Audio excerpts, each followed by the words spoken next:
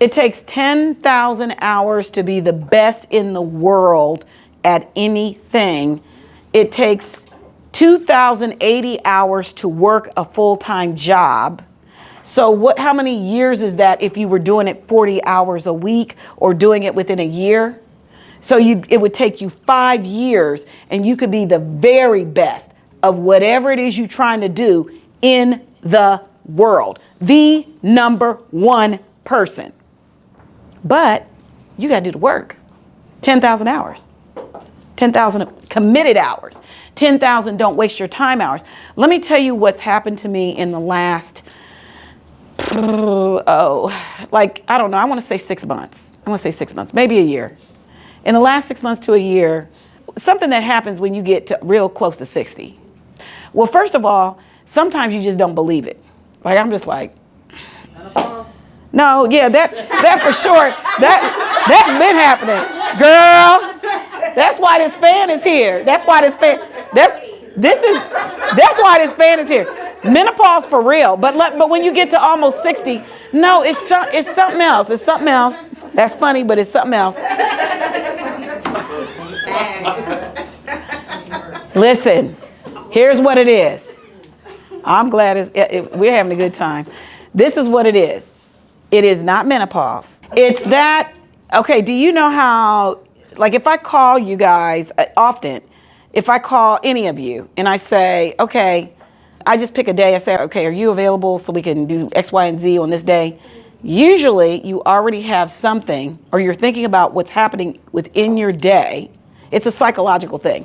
I got a doctor's appointment. That's Ashley. Or I gotta be at a game. That might be Danielle. Or I gotta pick up my son and take him to the whatever. Yep, the game. Or my kids are getting out of school and I gotta cook dinner, right? Or I gotta be at work, so I won't be there till whatever. Okay, or Abba, we're going to the library. I gotta take Naya to swim lessons. Or whatever it is, Joe, I don't know what you're doing, but whatever you got to do, whatever he's got to do, I got to pick up my son and take him to Boy Scouts or whatever, Cub Scouts, whatever. Leslie's usually, I got to run and go show a house. Monique's like, I got to be at Chase or somewhere else. Or, if it's tax time, no, I got to be at the tax office. Are you doing it this year? No, I'm doing something else. Okay, great. All right. Okay. And then Tangela, she might have to, I don't know, I've got a meeting. That's what it is. It's always a meeting. So there's always, I know y'all have schedules, but this is the thing that I learned. And if you guys can learn it sooner, and if it starts to mean something to you sooner rather than later, you're going to be a lot more productive. Okay? And I know something about productivity. I know something about getting a lot of things done in a limited period of time without getting too stressed. Like I've been checking my blood pressure. It's been normal with the pill, but normal. Normally it's not normal with the pill even. So normally, so I've been working on it. But what I'm saying is, here's the thing to do. You need to take it one moment, 1 hour, one item at a time. You need to focus 1 hour, one moment, one item at a time. When I went to go see my mother this past week on Friday, I had so much time on my hands because I took it 1 hour, one moment, one thing at a time. And it allowed me to really be in that time frame. What happens is subconsciously, you skip a lot of things because you are already somewhere else in your mind. You're already there. You're already at the doctor's office. You're already you already got to cook dinner. You're already there. Stop that and get present. Get present feel your feet, feel your hands, and do 1 hour at a time. And if you do one productive hour at a time, it's very real for me right now. Like 1 hour at a time, and have one thing that you're going to get done in that 1 hour, because it will change the nature of the way things go for you. It'll change the nature of your level of productivity. It will change the velocity at which things come to you. It changes everything. 1 hour, one moment at a time. Because as you get older, and I don't know why this is, but everything speeds up. So intentionally, I have to do 1 hour at a time.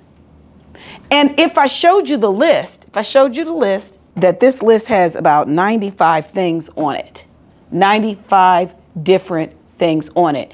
And I sent the list to Nova so that she could monitor my getting things done and making sure that the other things that I was putting on the list got on the list. And you know what she said? Boss, this is not one day. Just because she thought I was about to work her. She's like, this ain't one day. And I was like, it's going to be pretty much one day for me. Watch. And then I didn't get everything done, but I got about 85% of it done. About 85% by taking things one moment, 1 hour, one item at a time, staying dedicated and focused. Yeah. When you say 1 hour at a time, yeah, you can do multiple things in that 1 hour. yeah, right? yeah. Focus. Complete. Get things completed. So let me give you another example. So I've got a granddaughter. Y'all know I have a granddaughter who is living with me. I inherited her in April of last year. I was running at 7 o'clock in the morning every day from Columbus, where I live north end, to Pickerington every day in the morning to drop her off to school, and then her father picked her up.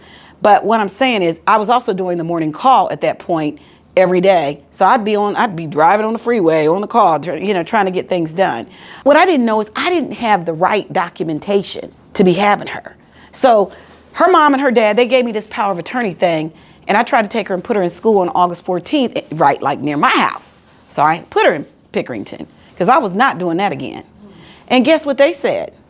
No, you got the wrong documents. I'm sorry, Miss Barron. We're not able to help you with your granddaughter. She's just going to have to, and she's got to go to the back of the list. Columbus City Schools at that point was 3 weeks behind on processing applications. So we're at September the 5th or 6th or something like that. And I call her mom. I'm like, this is the wrong document. I think you got to go to probate. And I think I got to get guardianship. And I think da-da-da. She goes down to guardianship. She gets ready to file the papers. I'm like, that's not the right paper either.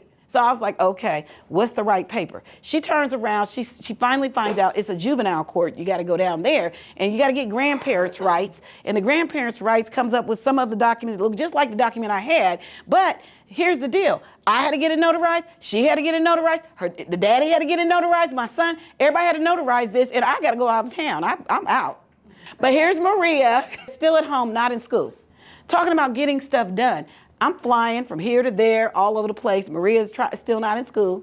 Okay, so I had to figure it out. What did I do as soon as I got back on Monday or Tuesday? Got the documents, took them to the courthouse that day, got her in school the next day, just one thing at a time. Then found out the school that I wanted to send her to the next day. Got the application done, turned in all the documents, her transcripts, her birth certificate, her shot records, blah, blah, blah. Came in here and did 2 or 3 tax returns. Also wrote the course, went to Springfield, looked at the new office house that I hope we get the inspection stuff done. And everything else worked out after I got back. So the productivity comes from it's just focusing on what needs to be done. I put it in the lineup of things that needed to be done. Once it's on that list, and you don't have to keep a list, but it helps. It helps to get it done. So one thing at a time. And the more you do, the more you practice the things that you know that you want to be the best in the world at. Because whatever you're doing, you should want to be the best in the world at it because you can.